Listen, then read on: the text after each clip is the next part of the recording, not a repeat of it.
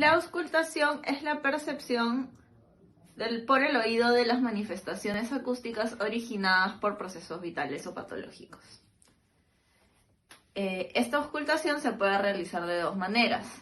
Puede realizarse de manera directa mediante la colocación del oído sobre la superficie que queremos escuchar, o de manera indirecta utilizando instrumental, en este caso un estetoscopio.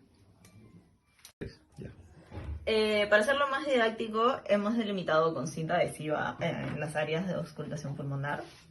Hemos empezado en el borde caudal de la escápula, continuando con el olecranon.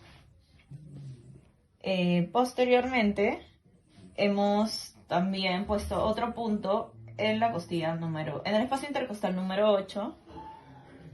Asimismo, hemos trazado una línea que va desde la articulación escapulohumeral hacia la octava costilla, pero un poquito más abajo. Y asimismo hemos trazado dos líneas, esta se me movió un poco. Esta línea que va hasta la tuberosidad coxal y esta línea que va hasta la tuberosidad isquiática. Aquí con esto podemos delimitar el área pulmonar y la auscultación se va a realizar de manera desde craneal hasta caudal. Las cosas fundamentales que se deben saber antes de realizar una auscultación es que se debe colocar la campana en un lugar donde no se encuentre el hueso, debido a que si ponemos la campana donde se encuentra el hueso no se va a poder escuchar el sonido.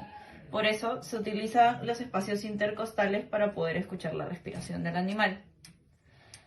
La auscultación, como mencioné antes, debe realizarse desde craneal hacia caudal y debe realizarse bilateralmente. Es decir, que si nosotros auscultamos un punto en un lado izquierdo, también debemos auscultar el mismo punto en el lado derecho.